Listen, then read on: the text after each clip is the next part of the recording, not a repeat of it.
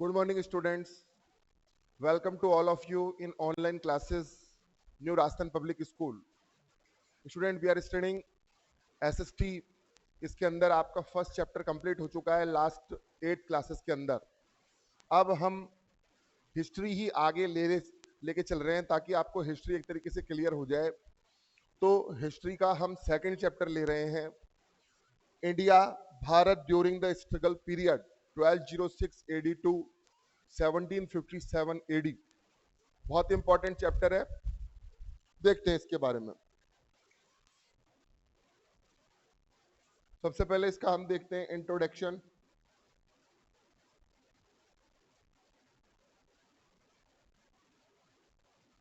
Dear students, जैसा कि मैं आपको पहले भी बता चुका हूं that history is divided into main 3 types. देखिएगा,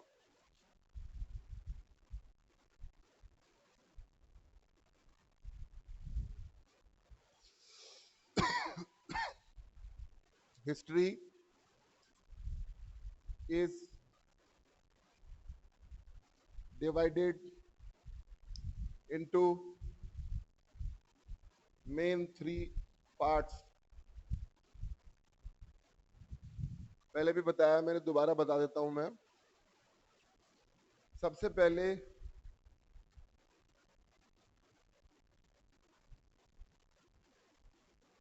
एंशिएंट हिस्ट्री. एंशिएंट हिस्ट्री में बच्चों हम सबसे पुराना जो चीज होती है वो देखते हैं. जो कंट्री के लिए सबसे पुरानी हिस्ट्री होती है, सबसे ओल्ड हिस्ट्री होती है, उसको हम इसके अंदर देखते हैं. जैसे अभी हम देख के आए हैं इंडिया के कॉन्टेक्स्ट में, लास्टली इंडस वैली सिविलाइजेशन से लेके लास्टली वर्धन डायनेस्टी तक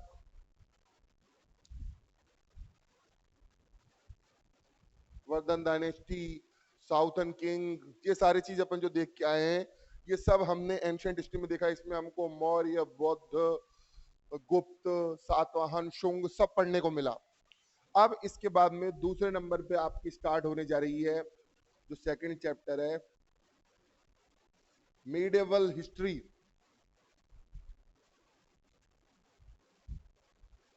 अब इसके बारे में मैं आपको इंट्रोडक्शन दूं. मिडिवल हिस्ट्री क्या है बच्चों? मैंने आपको लास्ट क्लास में भी इसका ब्रीफ बताया था जब ये पहला चैप्टर, फर्स्ट चैप्टर फिनिश होने वाला था, कि उसके अंदर आपने देखा कि हमारे लास्ट हिंदू जो किंग्स हैं वो वीक होते जा रहे हैं. उनका एम्पायर अब डिक्लाइन की ओर है, मतलब खत्म होने की ओर है. और उनकी जगह अब आउटर इन्वेडर्स, जो भारी आक्रमणकारी हैं, वो हमारे देश के ऊपर अटैक कर रहे हैं. मैंने आपको एग्जाम्पल दिया कि कई kings, for example Mahmud Ghaznavi, Mohammad Ghori, इस तरीके के जो भारी आक्रमणकारी इन्वेडर, उन्होंने हमारी कंट्री के ऊपर अटैक किए और हमारी कंट्री को फाइनली उन्होंने गुलाम बना लिया. और वहां से हमारा पीरियड स्टार्ट होता है मिडिवल हिस्ट्री का. टोटली मुस्लिम डायनेस्टी का इसके अंदर एम्पायर रहेगा. अब उसमें पहले किसका है, उसके बाद किसका है, वो सारा हमको इस चैप्टर सेकंड में पढ़ना है. और चैप्टर सेकंड है मिडिवल हिस्ट्री से रिलेटेड. देन जब आप थर्ड चैप्टर पे आएंगे वो होगा आपका मॉडर्न हिस्ट्री से रिलेटेड. तो देखिए इसमें आपको क्या क्या पढ़ने को मिलता है. इसमें आपको पढ़ने को मिलेगा स्टार्ट ऑफ मुस्लिम डायनेस्टी. मुस्लिम वंश की शुरुआत यहां पर हो जाएगी. अब उसमें सुल्तान, मतलब सबसे पहले तो आपको सुल्तान से भी पहले आपको गुलाम डायनेस्टी पढ़ने को मिलेगी. इसके अंदर गुलाम डायनेस्टी, उसके बाद में सल्तनत पीरियड.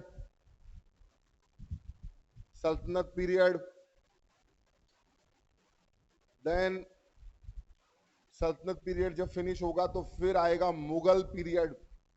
अब आपके मन में क्वेश्चन आ रहा होगा कि सर मुगल और मुस्लिम में क्या डिफरेंस है? कोई डिफरेंस नहीं है तो मुस्लिम डायनेस्टी। लेकिन इनिशियली जब यहाँ पर उन लोगों ने राज्य शुरू किया, रूलिंग शुरू की, तो वो सुल्तान कहलाते थे, सल्तनत, और बाद में जाकर मुगल्स हुए। अब कौन मुगल्स हुए, क्या हुए, वो मैं सब आपको चैप्टर में अंदर बताऊंगा। मुगल पीरियड, और इसी दौरान आपको राजस्थान के कई वीर राजा जैसे महाराणा प्रताप,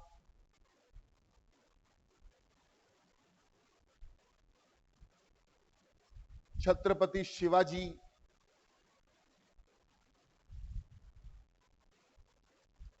शिवाजी महाराज, इसके अलावा गुरु नानक देव, गुरु गोविंद सिंह, ये सारी जो ग्रेटर पर्सनैलिटी है इस चैप्टर के अंदर आपको पढ़ने को मिलेगी, क्योंकि इन सब लोगों ने मुस्लिम डायनेस्टी के जो एट्रोसिटीज थी, अत्याचार थे, उनका सामना किया।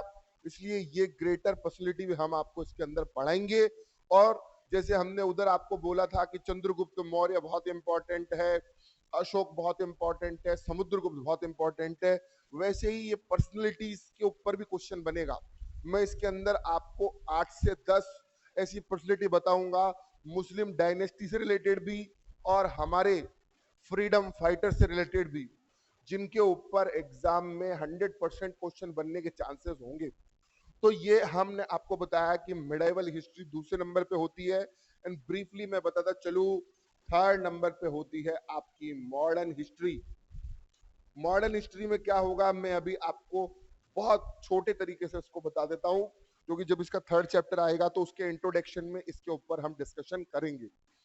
मॉडर्न हिस्ट्री में क्या होगा, जैसा कि हमने आपको बताया कि एंशिएंट इंडिया के अंदर जब हिंदू किंगडम फिनिश होगा और मुस्लिम किंगडम स्टार्ट होगा तो मिडाइवल इंडिया, एंड मुस्लिम्स का भी एक पॉइंट पे जाके डिक्लाइन होगा, वो भी एक पॉइंट पे जाके फिनिश होंगे अपनी ही गलतियों की वजह से, जो उनके बीच में यूनिटी नहीं रहेगी और अलग अलग जगह मतलब सेल्फिशनेस, राजपाट जीतने की जो उनके अंदर सेंस रहेगा ना, उसकी वजह से मुस्लिम एम्पायर भी आगे चल के ब्रेक होगा। हालांकि काफी दिनों तक ये राज करेगा, लेकिन उसके बाद में इनकी कमियों का फायदा उठाएंगे इंग्लैंड के कुछ गिने चुने अंग्रेज लोग, जो कि शुरुआत में यहाँ ट्रेड करने आएंगे, लेकिन ट्रेड करने के बहाने वो इस देश को गुलाम बना लेंगे अगले 150 लगभग 150 ईयर्स के लिए। तो वो सारी हिस्ट्री, और उसमें फिर कई फ्रीडम फाइटर्स उनको फेस करने के लिए खड़े होंगे, जैसे भगत सिंह, बाल गंगाधर तिलक, महात्मा गांधी, सुभाष चंद्र बोस। तो उन सारों के बारे में आप पढ़ेंगे मॉडर्न हिस्ट्री के अंदर। और इसका फोर्थ चैप्टर जो आप देखेंगे वो है वर्ल्ड हिस्ट्री से रिलेटेड, उसका इंडियन हिस्ट्री से कोई लेना देना नहीं है। वर्ल्ड हिस्ट्री में जो 9th में चल रहा था उससे आगे का जो पोर्शन है वो आपको पढ़ने को मिलेगा। इस तरीके से 4 ये हिस्ट्री के आपके टॉपिक्स हैं, बहुत इंपॉर्टेंट है, बहुत इंटरेस्टिंग है। तो दूसरे की मैंने आपको अच्छे से इंट्रोडक्शन दिया, अब और इसको डीप में जाकर हम स्टार्ट करते हैं। तो बच्चों यहां पर एक छोटा सा क्वेश्चन बनता है एक्स्ट्रा, वो मैं अभी आपके लिए लिख देता हूं, जो मैंने अभी बताया। टीचर कोई भी बात अगर आपको पढ़ाता है तो उसमें से क्वेश्चन बनता है sure.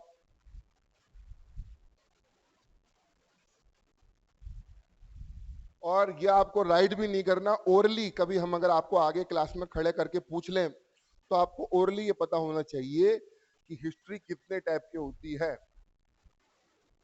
How many types of history, names उसके पता होने चाहिए, किसमें क्या आता है ये पता होना चाहिए।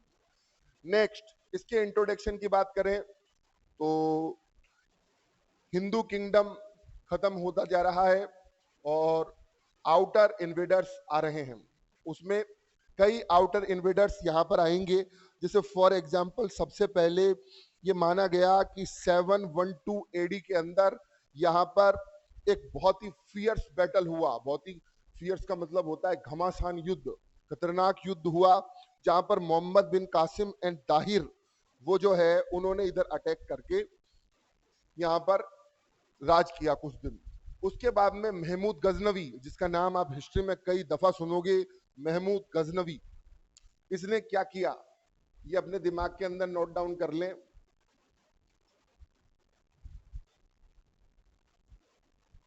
इसने इंडिया के ऊपर 17 बार अटैक किया, 17 टाइम्स, और उसमें भी मेनली किसके ऊपर अटैक किया इसने? सोमनाथ टेम्पल। कहां पड़ता है ये? हमारे गुजरात स्टेट के अंदर ये पड़ता है। सोमनाथ टेम्पल सोने से एकदम कवर्ड था, और उस सोने को लूटने के लिए, उस गोल्ड को लूटने के लिए इसने 17 टाइम्स अटैक किया। इसके अलावा दूसरा एक इन्वेडर है, उसका नाम है मोहम्मद गौरी। गौर रीजन अफगानिस्तान के उधर जो पड़ता है, गौर प्रदेश, वहां से ये इन्वेडर आया और इसने भी कई कई बार भारत के ऊपर अटैक किया। और पृथ्वीराज चौहान जो कि एक बहादुर राजा थे, उनसे इसको मुंह की खानी पड़ी। लेकिन किन्हीं सरकमस्टांसेस की वजह से, बुक में तो यही लिख रखा है कि किन्हीं सरकमस्टांसेस की वजह से आगे फिर इन लोगों ने देश के ऊपर कब्जा कर लिया, भारत को गुलाम बना लिया।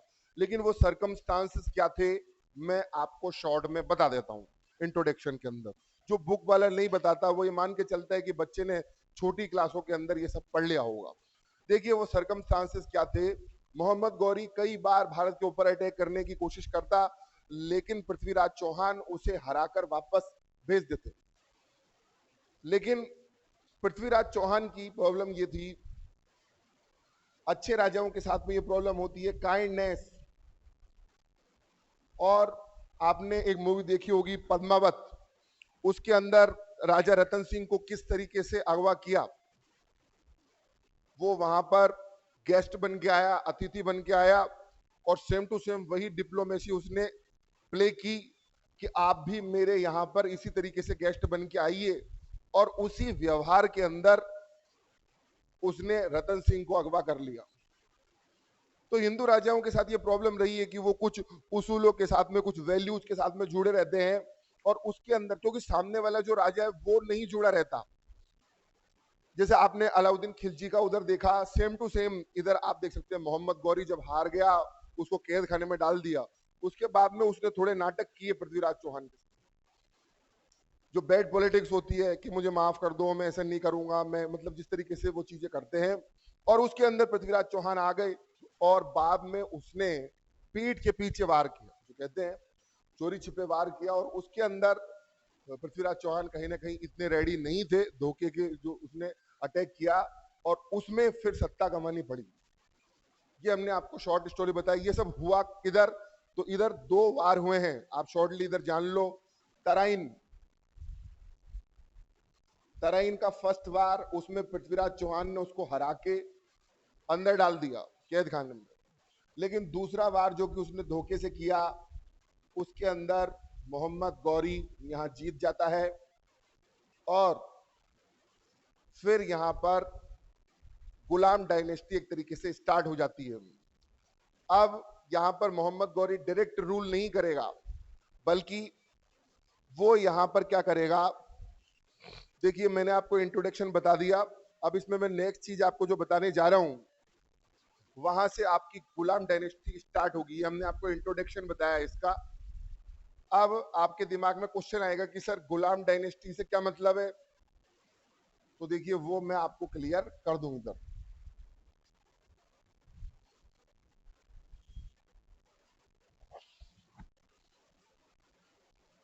देखिएगा गुलाम डायनेस्टी,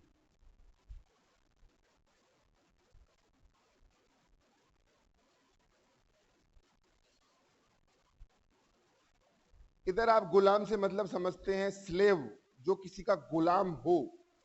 लेकिन गुलाम वंश मतलब गुलाम एक तरीके से राज कर रहा है। किस तरीके से कर रहा है मैं आपको बताता हूं। पृथ्वीराज चौहान से यहां मोहम्मद गौरी जीत गया, लेकिन उसको यहां रहना नहीं था, यहां राज नहीं करना था। वो सिर्फ जहां जहां भी जीत रहा था उसमें उसने एक विक्ट्री और ऐड कर ली, एक जगह और उसने इंपीरियलिज्म के अंदर डाल ली। अब वो अपने गौर रीजन वापस चला गया, अफगानिस्तान के उधर वापस वो लौट गया, और वहां से उसने अपना एक गुलाम अपॉइंट किया, जो कि उसके दरबार में, उसके कोर्ट में गुलाम था। उसको अपॉइंट करके उस गुलाम को भारत की सत्ता पर बिठाया कि तू रूल कर, और वो वहां पर बैठा रहा। तो इस तरीके से पहले गुलाम किंग का नाम है, ध्यान से सुनिएगा, ये बहुत इंपॉर्टेंट है। पहले गुलाम का नाम है कुतुब उद्दीन ऐबक, कुतुबुद्दीन ऐबक, ये पहला है, फर्स्ट गुलाम है ये। इसको उसने रूल करने के लिए भारत पे भेजा, फर्स्ट गुलाम किंग। थोड़े दिन ये राज करता है 1206 से। उसके बाद में अचानक एक दिन ये पोलो खेल रहा होता है। पोलो आपको पता होना चाहिए, पोलो क्या होता है, घोड़े पे बैठ के जो अपन खेलते हैं, पोलो खेलता है। इसको हिंदी में बोला जाता है चौगान। पोलो खेलते हुए घोड़े पे से गिर जाने की वजह से इसकी मौत हो जाती है।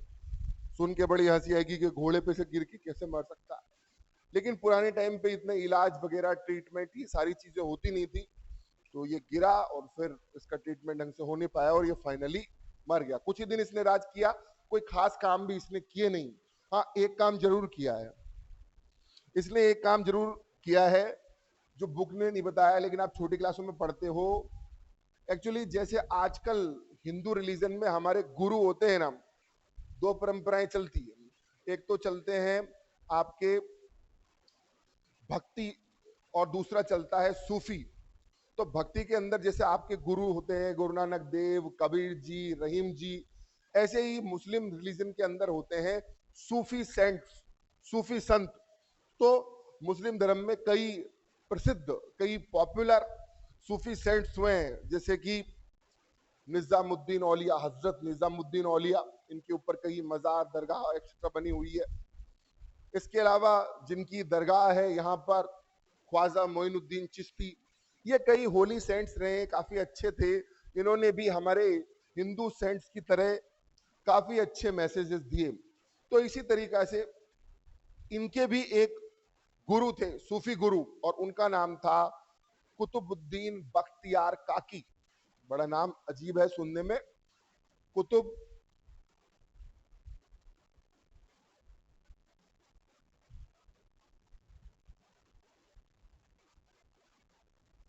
उद्दीन बख्तियार, इस तरीके से ये सूफी सेंट थे। अब यहां पर मैं ये चीज आपको क्यों बता रहा हूं, क्योंकि यहां पर आपको एक इंटरेस्टिंग चीज जानने को मिलेगी। तो ये जो इनके गुरु थे कुतुबुद्दीन बख्तियार काकी, इनका ये बहुत बड़ा दीवाना था, एक तरीके से बहुत रेस्पेक्ट करता था इनकी। तो जब इसके गुरु खत्म हो गए तो ये लोग अपने एंसेस्टर्स की याद में क्या बनवाते थे, टॉम, मकबरा, और मकबरा से क्या बनाते फिर, मजार, मस्जिद। तो इसने अपने गुरु की याद में एक टॉम बनवाया और टॉम के उधर ही इसने मजार बनवाई, मॉस्क्यू बनवाई। और उस प्रसिद्ध, उस पॉपुलर मॉस्क्यू का नाम क्या रखा इसने, उधर जो उनकी याद में इसने मॉन्यूमेंट बनवाया, उसको इसने क्या नाम दिया, कुतुब मीनार। अब देखिए आपको इंपॉर्टेंट जानकारी मिली ना, कुतुब मीनार। आपको ये फैक्ट मालूम चला कि कुतुब मीनार कैसे बनी, किसकी याद में बनी, किसने स्टार्ट की। तो आपको फिर से हम ब्रीफली इसका एक फ्लैशबैक दे देते हैं। कुतुबुद्दीन ऐबक, जो कि मोहम्मद गौरी के द्वारा भेजा गया पहला गुलाम किंग था, इसने थोड़े दिन राज किया। चौगान यानी कि पोलो खेलते हुए घोड़े पे से गिर जाने की वजह से इसकी डेथ हो गई। अब देखिए ये सारी चीजें कहां काम आएगी, जब आपसे कुतुबुद्दीन ऐबक के बारे में या गुलाम डायनेस्टी के बारे में शॉर्ट नोट पूछ लिया जाए तो आप ये सारी बातें वहां लिख सकते हैं। घोड़े पे से गिर जाने की वजह से इसकी डेथ हो गई, लेकिन इसने कुछ एक खास काम किए। उसमें एक खास काम ये कि सूफी सेंट जो होते हैं उनमें एक सूफी सेंट थे कुतुबुद्दीन बख्तियार काकी, जो कि इसके सूफी गुरु थे। उनकी डेथ के बाद उनकी याद में इसने एक मॉन्यूमेंट बनवाया और मॉन्यूमेंट के रूप में इसने टॉम, एक मकबरा बनवाया और उस जगह का नाम इसने रखा कुतुब मीनार, अपने गुरु की याद में। और वो इसने स्टार्ट की लेकिन ये पूरी नहीं कर पाया क्योंकि ये जल्दी खत्म हो गया। तो फिर उसके बाद में इल्तुतमिश और जो आगे के किंग आएंगे उन्होंने उस काम को कंप्लीट किया। तो इस तरीके से हमने आपको गुलाम डायनेस्टी में सबसे पहला किंग क्लियर किया कुतुबुद्दीन ऐबक। एंड क्वेश्चन आपका यहां पर बनता है, right a short note on, पहला क्वेश्चन जो कि आपको क्लास कॉपी के अंदर करना है, right a short note on first Ghulam king. किसी बुक में इसका आंसर नहीं मिलेगा, इसका आंसर आपको तभी मिलेगा जब आप मेरी बात यहां पर ध्यान से सुन चुके होंगे। अगर आपने मेरी बातें ध्यान से सुनी है तो आप इजीली इसको बना के लिख सकते हो। 20 to 30 वर्ड्स के अंदर ये सारी बातें इसमें कवर कर देना, एक नॉलेज के पॉइंट ऑफ व्यू से बहुत इंपॉर्टेंट है आपके लिए। नेक्स्ट, मैं एक एक चीजें अच्छे से क्लियर करके चलूंगा, आपकी बेफिक्र रहिए। नेक्स्ट, इसके बाद में दूसरा किंग कौन आएगा इसकी डेथ के बाद, एक एक करके सबको देखते जाते हैं अपन। देखिए, गुलाम डायनेस्टी का ये पहला था, लेकिन इसकी डेथ के बाद में असल में रियल में गुलाम डायनेस्टी स्टार्ट होती है। फिर ये तो कुछ ही दिन रहा, पहला ही था, उसके बाद में जो राजा आएंगे वहां से फिर प्रॉपरली स्टार्ट होगा। और 1206 से एक तरीके से स्टार्ट हो गया, 1-2 साल ये रहेगा, और उसके बाद में फिर नेक्स्ट किंग्स आपको देखने को इधर मिलेंगे।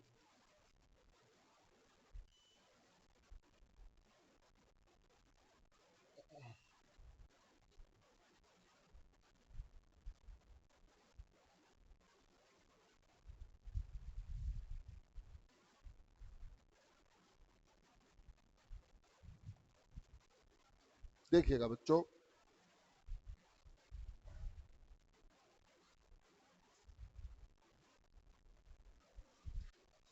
हेडिंग डालिएगा दिल्ली सल्तनत।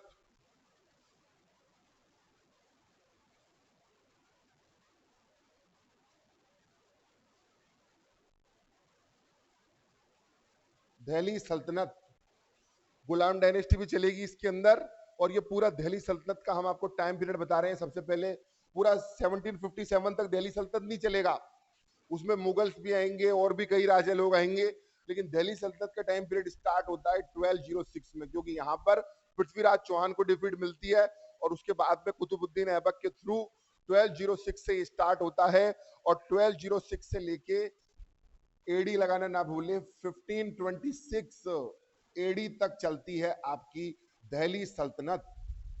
और दिल्ली सल्तनत के अंदर सबसे नंबर 1 आपकी आती है यामिनी या फिर इलबारी या फिर गुलाम डायनेस्टी। यामिनी कह दो, इलबारी कह दो, या फिर गुलाम कह दो। और उसमें क्या होता है, जो राजा यहां से जीत के गया वो खुद राज नहीं करता। अगर आपसे पूछ लिया जाए कि what do you understand by Ghulam dynasty, तो गुलाम डायनेस्टी का मतलब है कि the king do not rule directly, मतलब जो राजा है वो डायरेक्टली राज नहीं करता, बल्कि अपने किसी गुलाम को भेज देता है, for example Qutubuddin Aibak etcetera. तो ये शुरुआत में रहती है, जिसके बारे में आपको जानकारी दी। कुतुबुद्दीन ऐबक की डेथ के बाद में फिर नेक्स्ट आपको देखने को मिलेगा, कुतुबुद्दीन ऐबक को बुक में बता रखा है, बुक को भी आप पढ़े ध्यान से। कुतुबुद्दीन ऐबक को लक्ष्य बाग के नाम से भी जाना जाता था। अब किसको किस नाम से जाना जाता है, किसको क्या टाइटल मिला है ना, ये सारी चीजें आपको क्लियर होनी चाहिए, ऑब्जेक्टिव टाइप में ये इंपॉर्टेंट है। कुतुबुद्दीन ऐबक के बाद में नेक्स्ट आपका आएगा इल्तुतमिश। और इल्तुतमिश, अब मैं इसमें आपको इंपॉर्टेंट बता दूं, Iltutmish is not so important for you and Qutubuddin also, but important is Razia Sultan. And next इसका एक इंपॉर्टेंट टॉपिक आएगा बलबन। फिर आगे आपको देखने को मिलेगा अलाउद्दीन खिलजी। और फिर नेक्स्ट आपको मुगल एम्पायर में हम बताएंगे कि आपको क्या इंपॉर्टेंटली पढ़ना है। मैं स्टार करके हाईलाइट करके आपको ज्यादा जिस चीज पे अगर मैं जोर दूं तो वो आपको बहुत अच्छे से क्लियर करना है। देखिए इल्तुतमिश, नेक्स्ट इसके बाद में दूसरा किंग आएगा आपका इल्तुतमिश। नाम बड़ा अजीब है, जैसे एक नाम आपको इसमें ये भी सुनने को मिलेगा आगे, इब्न बतूता, अमीर खुसरो से रिलेटेड जो कंपोजिशन। अब देखिए इल्तुतमिश, इल्तुतमिश, उर्दू के नाम बड़े अजीब, जैसे कि मैंने अभी भी आपको उसके गुरु का नाम बताया, तो वो भी बड़ा कॉम्प्लिकेटेड था, खुद पहले गुलाम किंग का नाम भी बड़ा कॉम्प्लिकेटेड है। तो इल्तुतमिश के बारे में अगर हम बात करें तो 1210 के अंदर ये आएगा और यहां से 1236 तक रूल करेगा।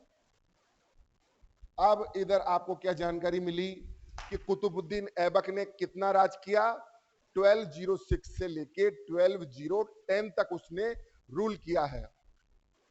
उसके बाद में फिर उसकी डेथ हो जाती है। इल्तुतमिश की बात करें तो he was the son in law and successor of Aibak. पहला पॉइंट कि इल्तुतमिश सन इन लॉ था।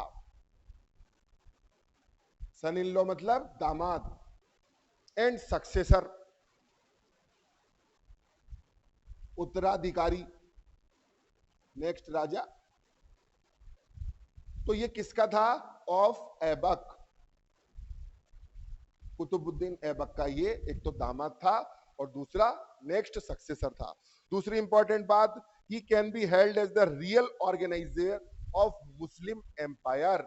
इसको आप मुस्लिम एम्पायर का रियल ऑर्गेनाइजर कह सकते हैं। क्यों कह सकते हैं मैं भी आपको बताता हूं।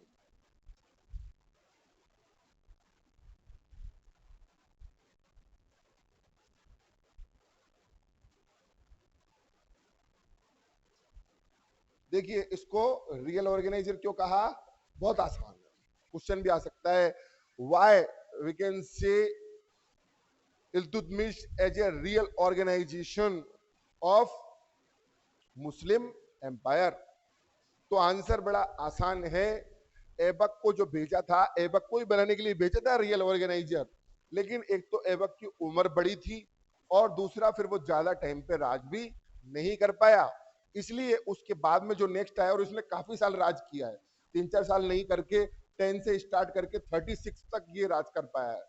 तो इस वजह से ये एक रियल ऑर्गेनाइजर है, इसने पूरा एक रूलिंग का सिस्टम डेवलप कर दिया, तो उसको आप रियल ऑर्गेनाइजर बोल सकते हो। Next, Iltutmish conquered Ranthambore. सबसे पहले रणथंबोर जो कि हमारे हिंदू राजाओं के पास था, सबसे पहले इसने रणथंबोर जीता। कब जीता, विक्ट्री अपॉन रणथंबोर। कहां कहां पड़ता है रणथंबोर, आप टाइगर रिजर्व देखने जाते हैं, टाइगर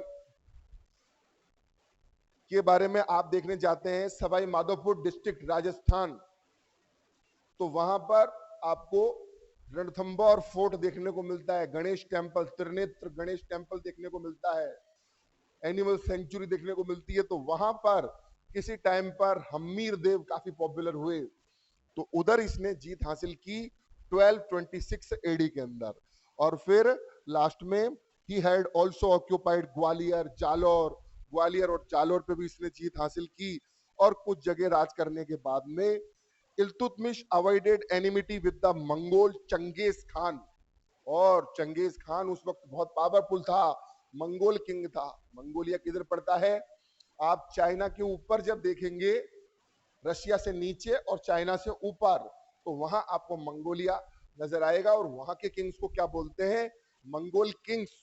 और वहां पर एक टाइम पे बहुत पावरफुल किंग हुआ है चंगेज खान, और उससे पंगा लेने से सभी डरते थे, और इसने भी उसको अवॉइड किया मतलब एक तरीके से दोस्ती करके चला। नेक्स्ट इसके बाद में कौन आएगा, इल्तुतमिश। देखिए इसको किसी ने मारा नहीं है, ये नेचुरली जब इसकी एक उम्र हो जाएगी उसके बाद में ये खत्म हो जाएगा, और उसके बाद में राजपाट संभालेगी। मैं आपको सिर्फ शॉर्टली बता दूं इधर, रजिया सुल्तान। और बड़ा इंटरेस्टिंग टॉपिक है, हाईलाइटेड टॉपिक है, 100% क्वेश्चन आएगा इसके ऊपर। रजिया सुल्तान, देखिए कुछ पर्सनैलिटी होती है जो वाकई में पढ़ने के लायक होती है। रजिया सुल्तान ने उस टाइम पे वो काम किए जो मुस्लिम सोसाइटी में आज भी महिलाएं खुल के नहीं कर पा रही है। अब क्या क्या किया, कैसे राजा बनी, कितने दिन कर पाई राज, करने दिया कि नहीं करने दिया, वो सारी चीजें हम अच्छे से देखेंगे और बहुत इंपॉर्टेंट टॉपिक है। तो आज हमने बच्चों यहां पर जाना कि हिस्ट्री कितने टाइप की होती है, उसमें मिडाइवल में आप क्या पढ़ने वाले हैं, इंट्रोडक्शन देखा मिडाइवल का, गुलाम डायनेस्टी क्या होती है ये समझा, गुलाम डायनेस्टी में पहला किंग समझा, उसके बाद दूसरा किंग इल्तुतमिश देखा, और तीसरा हम देखेंगे नेक्स्ट क्लास के अंदर। आपका काम क्या है कि जितनी भी चीजें हमने आपको पढ़ाई है आप अच्छे से उसे रिवाइज करें, उसके क्लास वर्क जो हमने दिया है वो करें। तो मिलते हैं अगली क्लास के अंदर। आज के लिए इतना ही काफी है। Thank you very much.